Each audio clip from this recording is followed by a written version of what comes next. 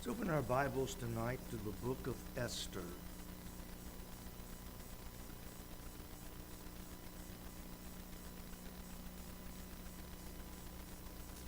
Chapter 1. We're going to read 2 verses, although we will actually be using the first 9 or the first 8 verses. Verse 1. And it came to pass in the days of Ahasuerus, this is Ahasuerus, which reigned from India even unto Ethiopia, over 127 provinces, that in those days when the king Ahasuerus sat on the throne of his kingdom, which was in Shushan the palace. We're going to stop reading there. As I was reading, a thought hit my mind. Many people may not realize that Ahasuerus was not his name. History is divided over what his name actually was. There's several ideas, but it basically refers to the position of king. You know, we have President so-and-so, President so-and-so. You know, the president did, the president said. That's not his name, that's his title.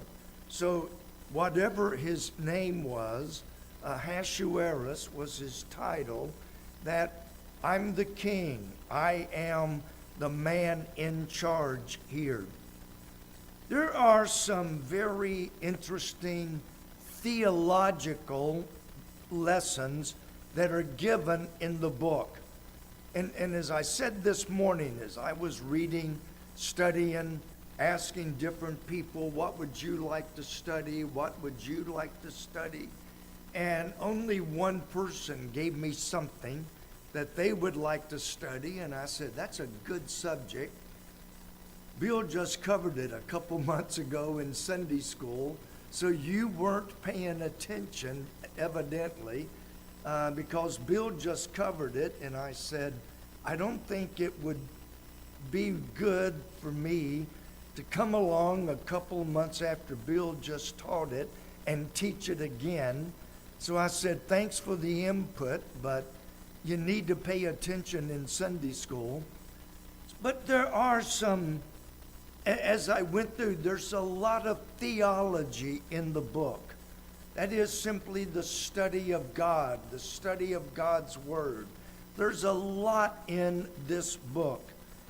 Then as I began thinking, I began going through several books, seeing which ones I thought I would enjoy teaching. And I kept coming back to this book because there's a lot of practical lessons in this book. I haven't got that far ahead yet, but I plan to look at some questions that people have. One of them, and I'll go ahead and give you this one, how could a Christian lady get caught up in a sinful, misappropriate, sexual fantasy of the king in order to become queen? I plan, when I get that far, to deal with that. There are some unusual facts, things that you wonder why God permitted it, why God allowed it, why God seemingly, and I emphasize that word, why God seems to even bless misappropriate or inappropriate behavior. There's some moral issues in the book. And by moral issues, I mean literally that. Some of the things in the book, and I hope I remembered to point them out, some of the things have actually made some scholars say and believe that Esther should not even be in our Bible because of its immorality in not just one instance, but several instances. But there are a lot of practical lessons. And if I were to sum up my ministry, I think I would sum it up as always trying to see the practical side. Here's the theology. Here's the doctrine. How does that fit and apply with everyday life? There are some people who have a head full of theology. I had a lost man, this was many years ago, came in, well, it was in this building, came in, wanted to know if he could talk to me. So we went in the study, sat down, and I began talking to him and witnessing to him. And he did. He explained the gospel back to me better than most Christians could explain it. He knew the gospel inside, outside, upside, downside. He knew the gospel intellectually. But as far as I know, he's still not saved. And his life has gone on to prove that he was not saved. But he had a great head knowledge. But he didn't have any practical knowledge. In the books, in the writings of the Apostle Paul, many of Paul's books, in fact, probably most of Paul's books that Paul wrote, the first half of the book deals with theology or doctrine. The second half of the book deals with how does that doctrine affect our everyday life. Go through and study. Paul wrote Romans all the way through Hebrews. So read those books, particularly the Corinthians, Thessalonians, where he wrote to a church, and he said, this is the doctrine. Here is how it should affect your life. The book guides us through some difficult theological issues. And I plan to get into those as much as I can. But it also gives us some situations that I hope will make you stop and examine some things that you believe that obviously God said, God approved, God sanctioned, God even led and directed. Now,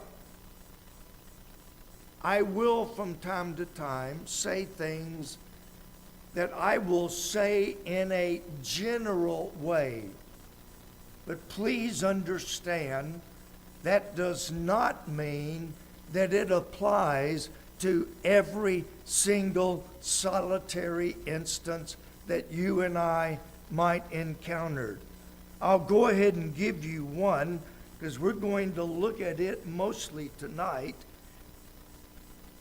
Ahasuerus threw one big, huge, gigantic party. And I'll try to show you why his party was wrong. But that doesn't mean that everybody that has a party is wrong. It just means that he was wrong in several things that he did or tried to do. He threw the most elaborate party that money could possibly buy. With that, I'm going to give you about 6 lines, 6 sentences of background, because I will be dealing with the background in probably not next week, but at least by the time we get to chapter 2, you're going to need to know the background of the book, or you won't understand the practical aspects of several situations. Now, in the book, Israel had been taken into captivity. When I say Israel, it was actually Judah, around approximately 587 BC. That is 587 years before Christ. Judah had been taken into captivity by Nebuchadnezzar, the king of Babylon. Nebuchadnezzar died. His son, or his heir, took over the kingdom, Belshazzar. He was conquered by the Medes and the Persians, of which Ahasuerus is now the king. So the children of Judah are in captivity. And I'll show you the significance of that when we get to chapter 2. I'm just kind of laying out my plans. They had been in captivity for somewhere between 50 and 70 years. We know that after 70 years, Jeremiah the prophet said after 70 years, they will be freed to go back to the land of, or the promised land. Ahasuerus is hardly a saint. In fact, in reading it, I've already started trying to explain some things that he did and still keep it on a level that everybody will understand and be comfortable with. He was not a saint. He was a wicked, vile, filthy, vulgar man who only wanted to satisfy his flesh, which led to several things that he did. It was under his rulership that we find Esther coming on the scene. How could God use a wicked man like Ahasuerus and then later use a more wicked man named Haman? How could God use, in his plan and purpose, somebody as evil and wicked as these two men? Right now, I plan to deal in that quite a bit when we get there. To start off with, in verses 1 through 8, the king threw a most elaborate party. Notice he invited all of his princes and all of his servants that served in his 127 provinces.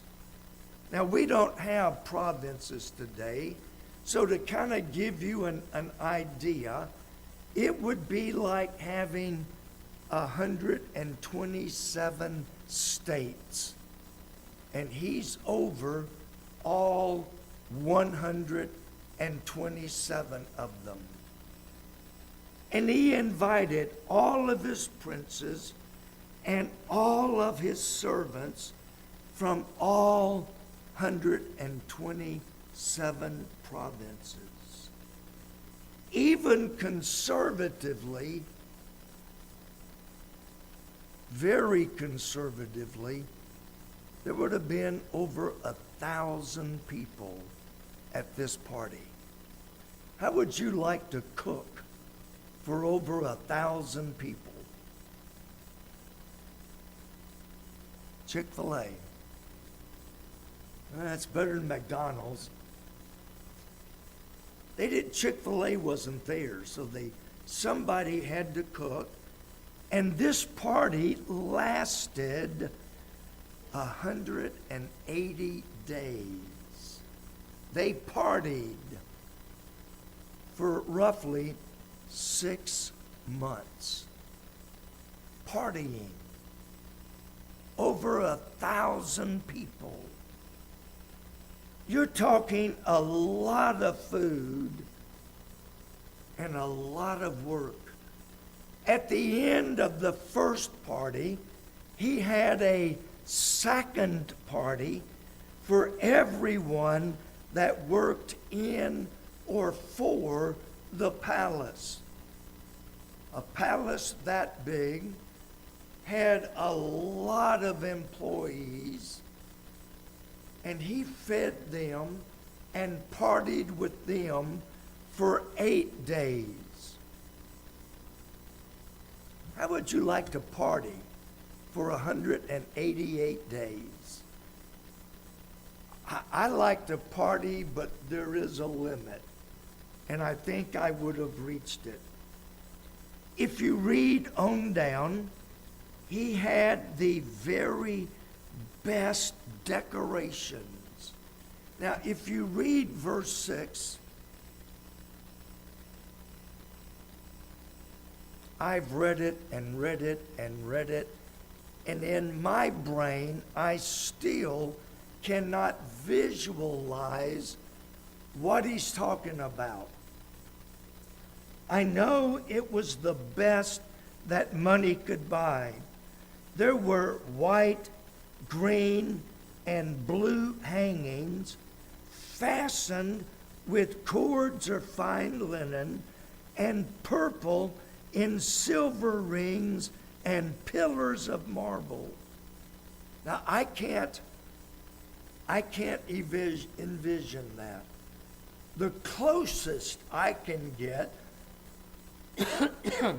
or when we've had parties here, ladies put up those streamers. Now, I know that's a very poor example, but it's the best I can come up with. Only those banners were so big, they had to anchor them in the wall, and they were anchored and beautiful, beautiful. The beds in verse 6 were made of gold and silver. I say beds, that's what the Bible says. We would not call them beds today because that gives an idea of something that was not taking place. There was no one here except men. So I looked up the word bed, and in our language, it would be a couch. Very nice couch. The couch was made of gold and silver. Now, I've been to quite a few of your houses. I've never seen any of you with a gold bed.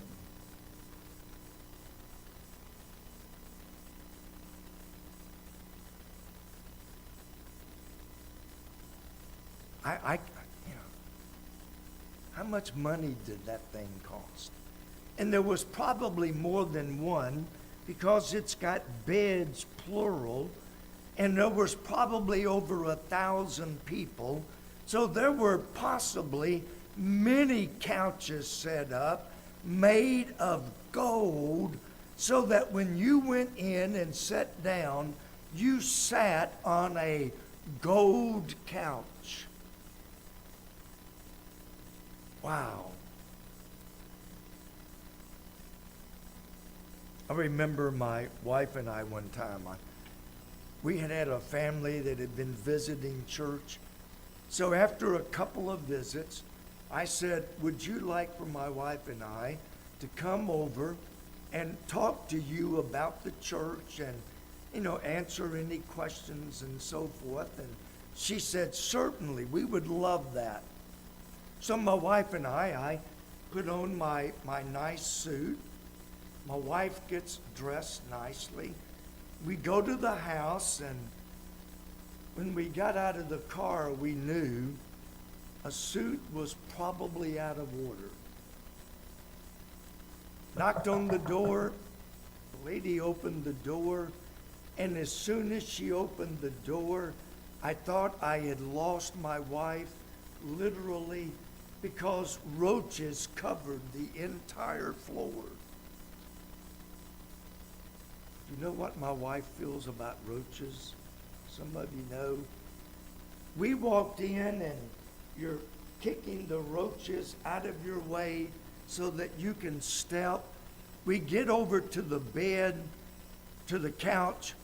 It is old, it is half rotten, and it's got roaches covering it.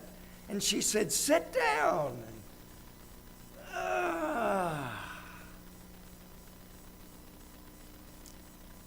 Can you imagine walking in and saying, have a seat, 24 karat gold. Have a seat, Pastor. I would be scared to sit down. I'd make it dirty or something. This was an elaborate extravaganza of a party. And then there was an abundance of wine. Now, this brought back, and I've read it and read it and read it dozens of times. The glasses in verse 7, they gave them drink in vessels of gold. Notice that parentheses there. The vessels being diverse, one from another. Now, you had to grow up in my home. My mom, we had dishes that we ate out of. This was way back before Melmac, is that such a thing? That's right, okay. This was way back when we had glass plates. But over the years, my mom, had bought plates, and you know what happens? Some of them get broke. Glasses, you break a glass, and so you buy another set, and you break some of those glasses. And if you go to our pantry or to our cabinet where we keep the glasses, there's about 5 or 6, maybe 7 different styles of glasses. We got 1 or 2 left from this set, 1 or 2 left from that set, and I picture my mom's dishes. No 2 were alike because she had collected them, and glasses, whatever glass somebody threw away or gave away, we had it in our cabinet. We still do. I apologize, folks. The glasses don't all match. But they are gold, solid gold. I apologize. I am so ashamed to serve you in glasses that don't match. They were diverse, one from another. And the Bible put it in for a reason, because it showed that even though they were made of gold, they didn't all match.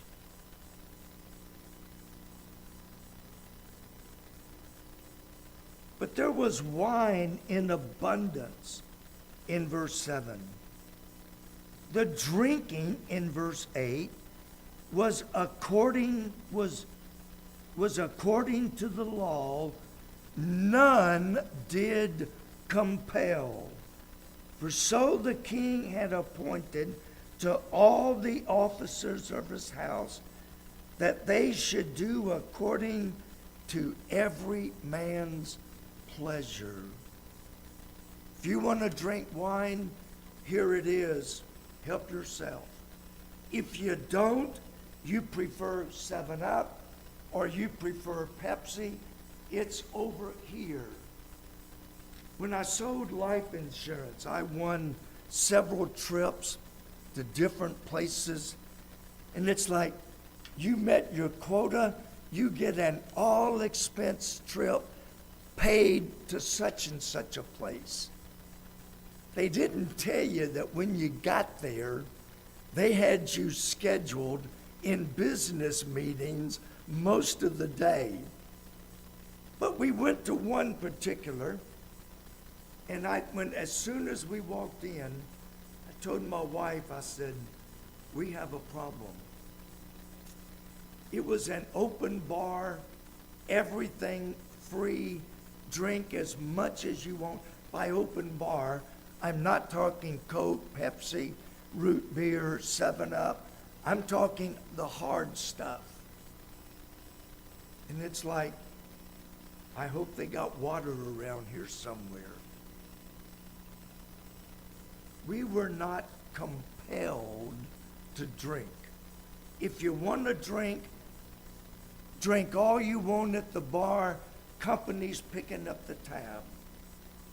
If you don't want to drink, we've got water and RC, which was a big drink back then. You know, it was not forced upon us.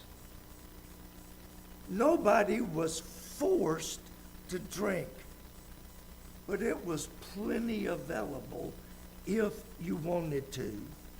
Now, back up to verse 4. I deliberately skipped it.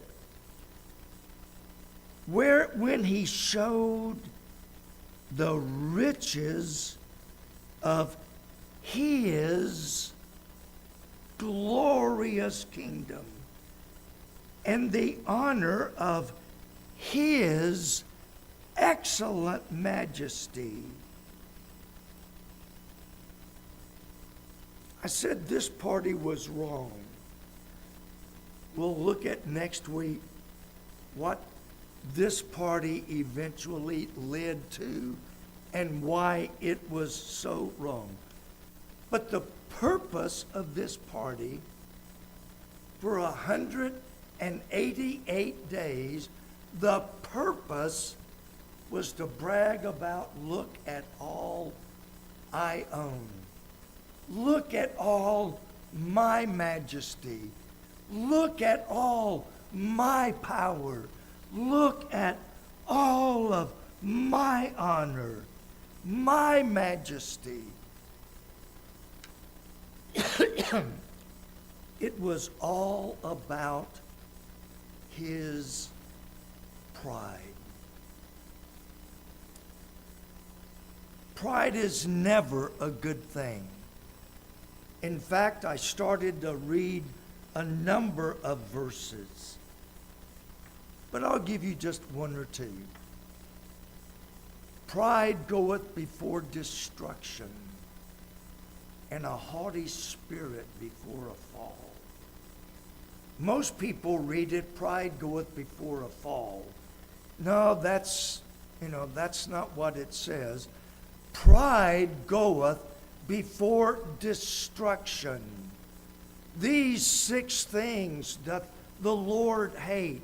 Yea, 7 are an abomination to God.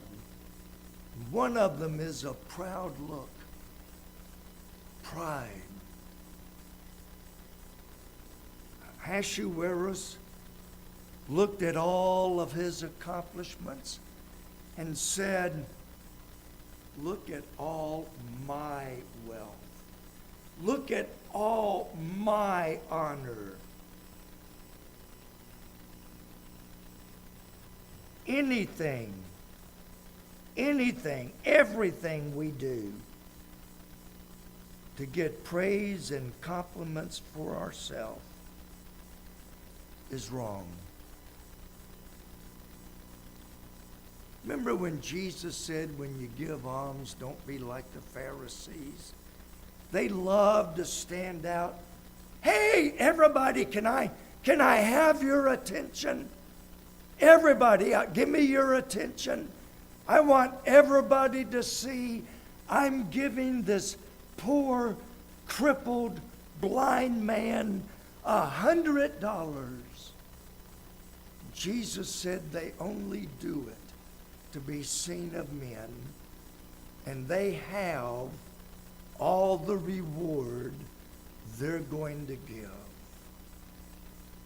God hates pride in any and all of its forms. There's nothing wrong with being rich. I've said that, a bazillion times probably. If God gives you money, or if God gives you the brains to make money, doesn't mean that you're wrong. Although Paul and John do give, even James, do give some guidelines, but it's not wrong. He was not wrong because he was the king and had great wealth. That in and of itself was not necessarily wrong. But he did it to promote himself. And that was wrong. I wish I could sing. I used to, and I did not use my voice as God would have me. And so he took it away, and some days I can barely talk. And y'all have heard me try to sing. No, I don't think so.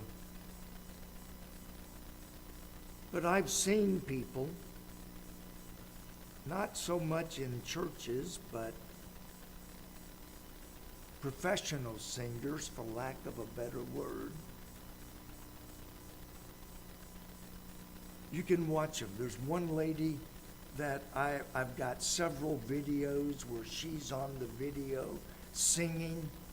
She has a beautiful voice. She really does. She has a beautiful voice. But I can't stand to watch her nor listen to her, because every time she sings, she raises her hand at exactly the same spot in the song every time, and she just,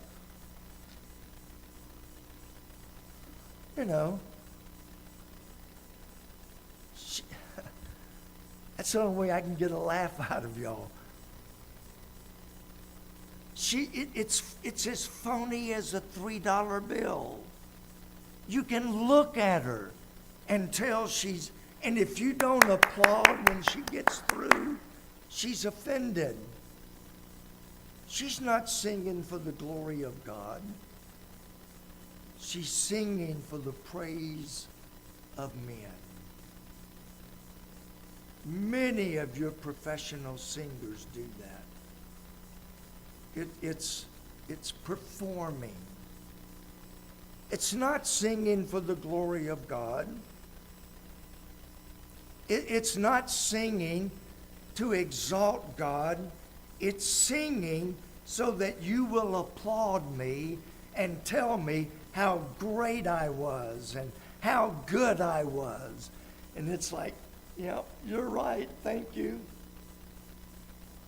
That's pride.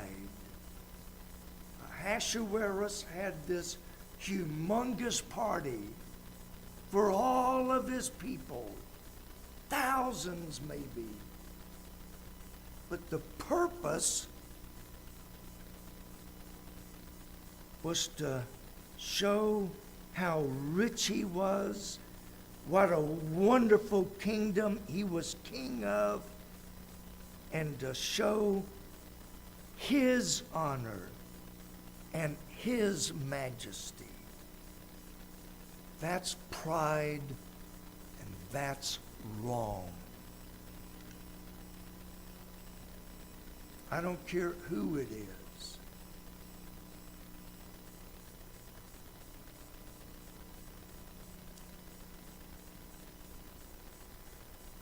It can be pride in anything. It can be pride in singing. It can be pride in teaching. It can be pride in thousands of things. But examine yourself deeply. Examine your heart. Examine your motives. Why am I doing what I'm doing? Is it so that people will brag on me? I knew a man years ago. He would actually brag about how unprideful he was. I want you to know I am so humble. I don't have an ounce of pride in me. I like what the fire chief said Thursday at the dedication. They had saved me a spot so I wouldn't have to walk very far, because they know I don't walk very well. So they had saved me a spot right up next to the tent where the dedication was going to take place. So when I pulled in, I went over to the main parking lot. And when I got back over to where the tent was, he said, I saved you a spot. He said, I tried to get your attention to motion you to park over here so you wouldn't have to walk so far. And I looked at him and I said, I've learned never to assume that you're more important than you really are. Had I pulled in there and said, where's my spot? I would have thought, I'm more important than the mayor. She didn't get a spot up next to the tent. It would have been, look how important I am. Look at me. I got a reserved spot. No, I parked, walked back. They offered to give me a ride in one of the patrol cars or one of the cars. I said, you know what? I'm no better to walk than anybody else that was here. And I walked, even though it was 15 miles around that building. Exaggerated, 14.75. You know what? When I don't think I'm any better than anybody. I know I'm not. And for me to say, I'm the most important person here, I want the head of the table, I want the best parking, I want the best seating, because I'm better than everybody else, just means I am so full of pride that I should be sent to the very back in shame and disgrace. What do you do? And what is your real motive when you get right down to it?